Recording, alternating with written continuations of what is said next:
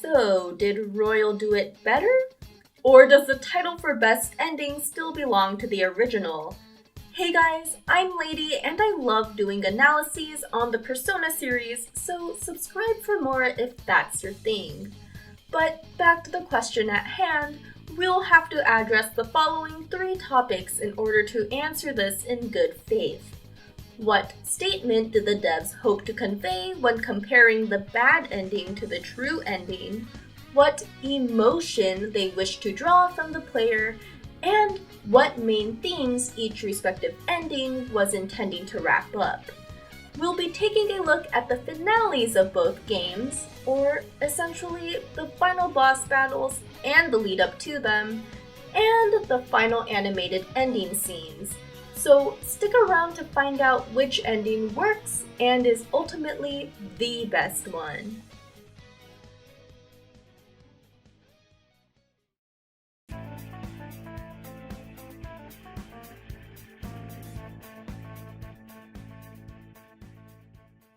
In the vanilla Persona 5, the big finale centers around the decision of taking Yaldabaoth's offer, in which doing so would mean humanity loses its free will for entirely nefarious and selfish reasons on behalf of this god and his potential accomplice, Joker. I'll unpack how Maruki's ending is the flip side of this concept later on in this video, but first, back to P5's true ending.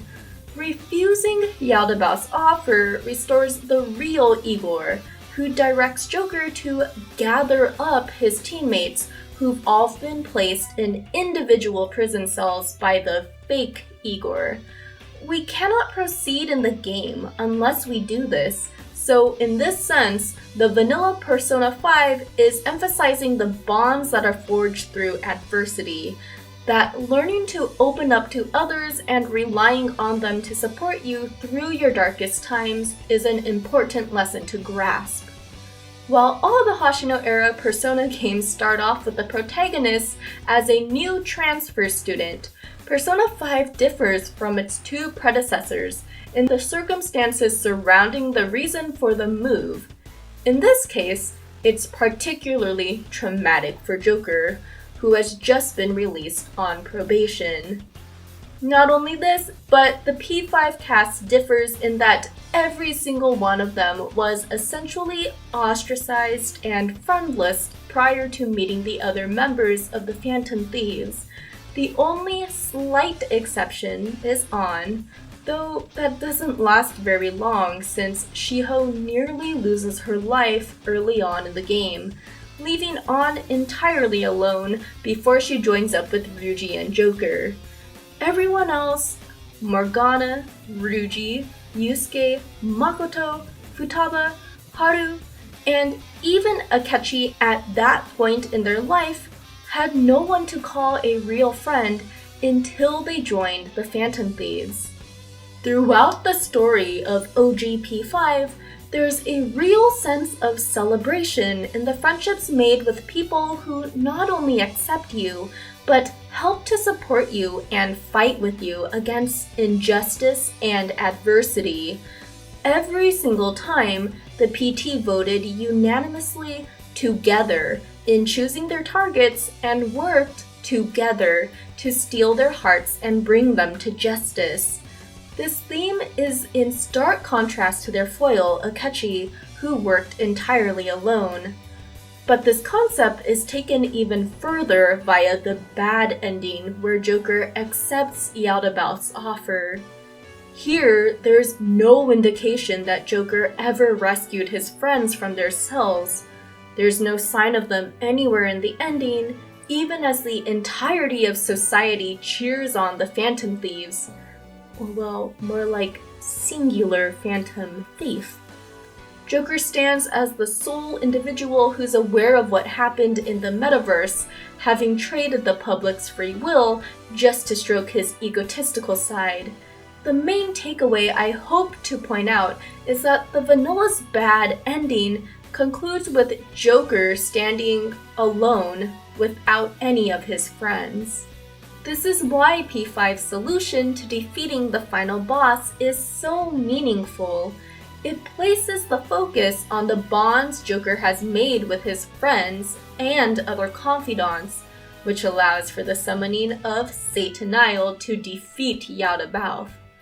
It also neatly wraps up another main theme of the game, which is to courageously strip off your mask and show your true self to the world.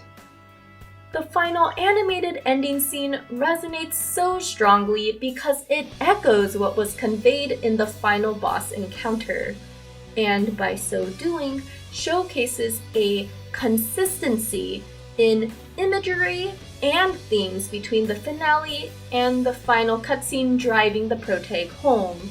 Surrounded by his friends and discarding his metaverse mask, Joker stood in triumphant victory against Yaldabaoth. In the same sense, during the van ride home, Joker, who was entirely alone when he first came to Tokyo, now has friends at all sides. He stands up confidently, looking towards the future, free from his glasses and free from his masks.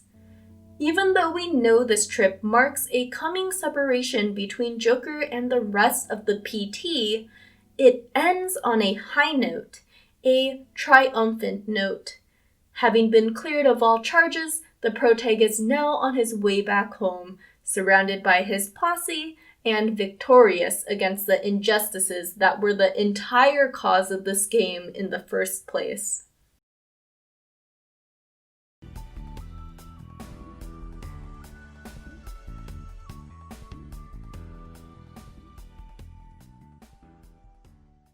So now we move on to P5R.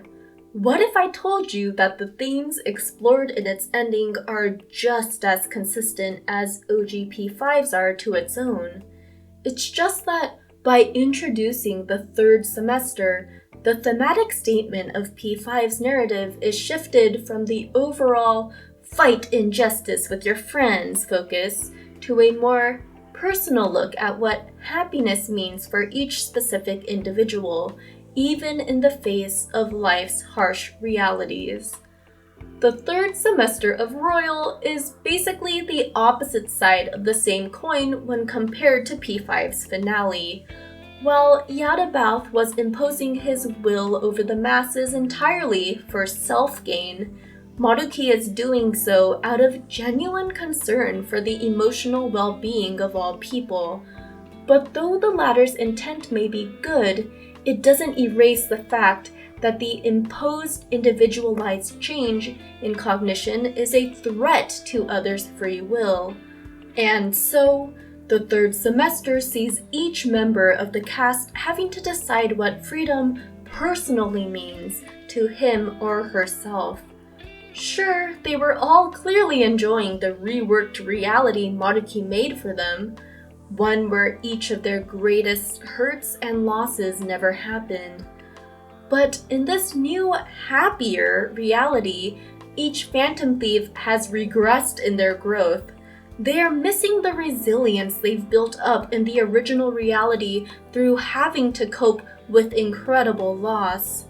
This individualized paradise that Maruki fabricated for each one of them is a dangling temptation, the forbidden fruit, considering the lessons they picked up throughout the game. The Garden of Eden-esque imagery in the final area of Maruki's palace just further highlights this concept. But eventually, the rest of the Phantom Thieves confront the harsh truth that these happier circumstances just don't add up. They snap out of it, ultimately having to say goodbye to their granted wishes, just in time to help out Joker and Akechi.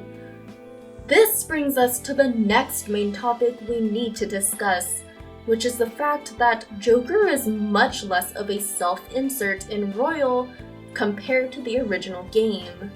In order to get the true ending as intended by the P5R devs, Joker must make more personalized decisions.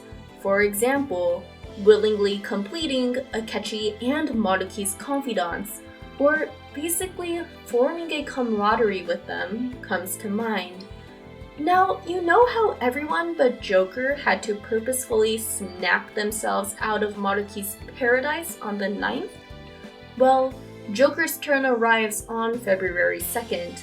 Here, he truly must come face to face with the reality that Akechi is still unaccounted for and is likely dead. While Joker may be happier in Maruki's constructed world, accepting his offer would be the ultimate betrayal of the themes encountered when facing Yaldabaoth earlier, not allowing a nefarious god to control the people's cognition.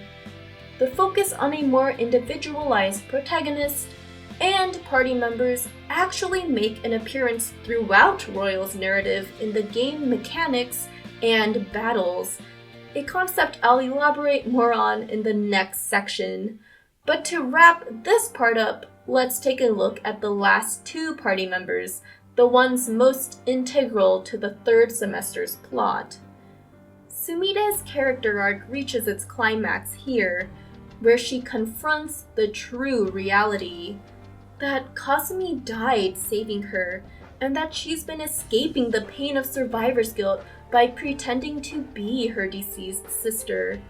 When Sumide asks Joker what she should do now that she knows the truth, no matter what response the player chooses, both place that decision solely on Sumide herself. So even though it's painful, she makes that decision for herself to discard the fake mask of confidence she donned as Kasumi, instead finally finding true confidence in herself, in Sumide. Akechi has learned a similar lesson as well, to not let his past control and dictate his life, to discard the mask he presents to the outside world so that someone, anyone, might show him affection. It's about time he makes decisions for himself on his own accord. These lessons are ones that the two of them learned from Joker.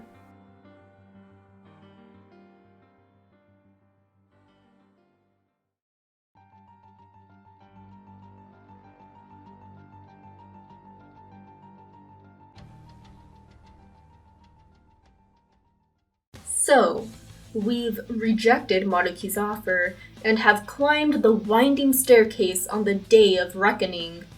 We've seemingly defeated his persona, Azathoth, but Maruki just refuses to give up. This time, we are facing the force of will, the ideology that originates from another human individual. The concept itself not as simple as the one back in December, with the whole bad, arrogant deity needs to control humanity threat. But with the rest of the party holding back their massive foe, Joker is able to deal the final blow alone to Adam Cadmon. Here's where I'd like to return to a concept I mentioned earlier, about how Joker is a more individualized and less self-inserty character in Royal. Actually, the most relevant characters to the plot, aka the party and the antagonists, are given this treatment through P5R's game design. Sure, these same additions help them feel more cohesive as a group of friends, but these also showcase how each one stands out as an individual. For example, when one of them texts Joker a pic they thought was worth taking during a fun hangout.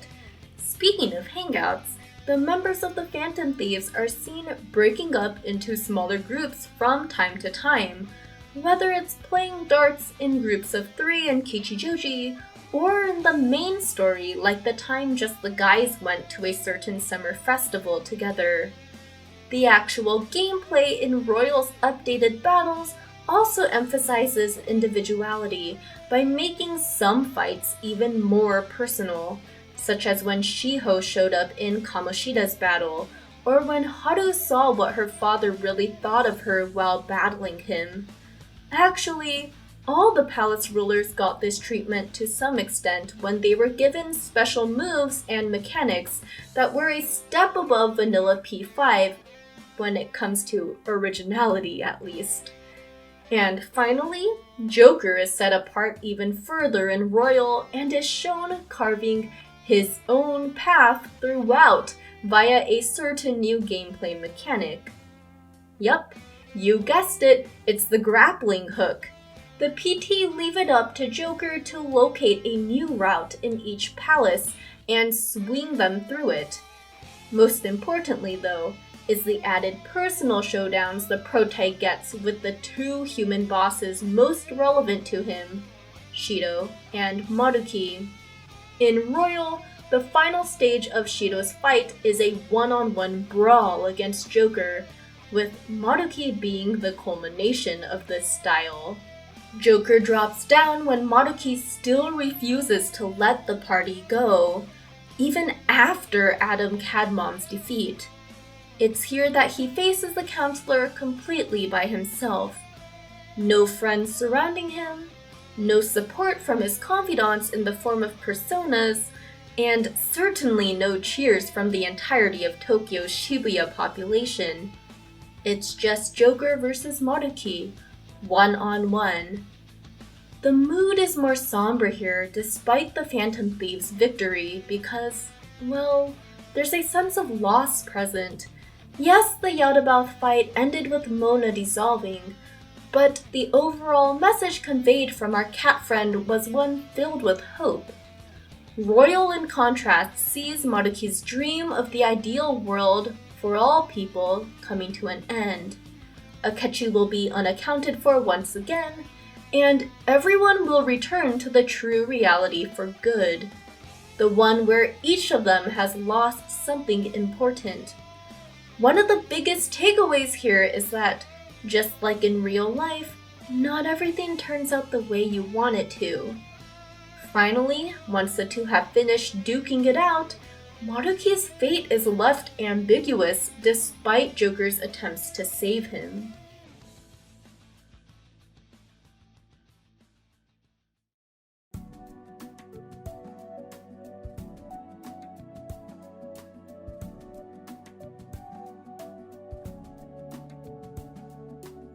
So now we can make the proper case for why Royal's ending is just as thematically consistent with its narrative as P5 was to its own. First, let's address how the imagery in the final animated cutscene is consistent with what I just described in the finale of Maruki's palace. So this time, the thieves speed off in the van, buying time so that Joker can proceed to the train station alone with just himself and Maruki. We see that the former counselor is now a taxi driver, having started completely anew after his palace collapsed. Now, why did he change careers? Well, he had to come to the acceptance that his dream of helping every single person with their emotional distress had died with the dissolution of the metaverse. You see, Maruki's confidant revolved around discussing, not in the most ethical way I must add, healing people's psychological wounds. As we progressed through the ranks, we began to see his unsound fixation on being unable to help all people, not just those around him. And in regards to the latter population, a counselor can't take their inability to help every single one of their clients personally. Sometimes it's just not a good match or fit, and hopefully the client can be referred to a more appropriate colleague in such cases. In general, Maruki becomes too emotionally attached to the well-being of his clients. In this sense, he couldn't accept his failures as a counselor, meaning it was the appropriate time to start over with a new path. As a taxi driver, he can still lend an ear to people's problems, but only briefly and superficially. Unfortunately, Maruki cares too much about others and constantly towed unhealthy lines with his clients throughout his tenure as a therapist. Now let's return to the Phantom Thieves. Them speeding off in the van mirrors their role in holding Adam Cadmon back, and later continuing off in the helicopter without Joker. It makes sense that they're not driving Joker home this time, because there's a greater focus placed on each individual's future, as compared to the original game when Joker's return to his home was the main focus. Now that the PT is officially disbanded, they are no longer working towards the same common goal of changing palace rulers' hearts. Not everyone is going to have the same dreams in life, so it's time for this group of friends to carve out his or her own path. This is a lesson they've taken from the third semester, having to face the individualized happiness Maruki created for each of them, how he was imposing his will, what he deems best, upon them. The third semester's focus is more on questions like these. What are your own goals? What are the dreams you are going to pursue for the sake of your own happiness? For a future that you've decided for yourself on your own terms. With this in mind, I truly appreciate how Royal's wrap-up merges the cast's final confidant ranks into the main story. Only this time, they are not gonna over-rely on Joker as their emotional crutch. Ryuji's focusing on his physical therapy so that he can truly pursue running again.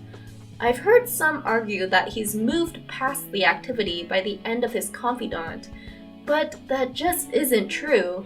He's always kept up with running in and of itself throughout his confidant, and even in instances in the main story. It's what he truly loves to do. An is pursuing her dream of becoming the best model out there with the same endless drive she's demonstrated in her final confidant ranks. Unlike her past experiences with people when moving around, she's made real bonds with the PT, all of whom will still be a support system to her even when she's living abroad again.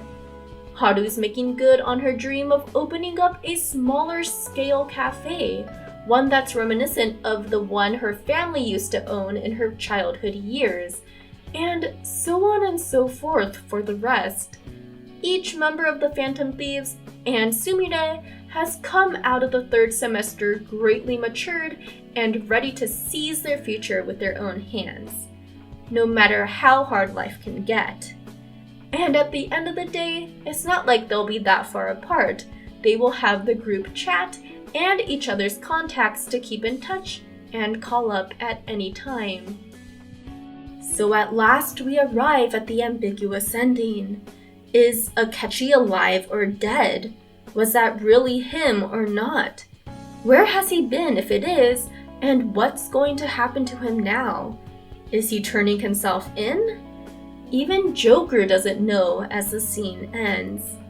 This mirrors the ambiguous ending of the final encounter with Maruki back in February, and ultimately reflects the nature of each cast member's future, even if the goals each is pursuing is more blatantly defined than in the original main story's ending. No matter how hard someone tries to pursue their dreams, it's no guarantee that they will be successful or not. But perhaps the person's view of success will adapt as they pursue it, or it may just change entirely. In the end, the future isn't unknown, it's ambiguous. Even so, the Phantom Thieves will remain hopeful, a sentiment that's reflected in Joker's look of confidence right in the very last scene of Royal.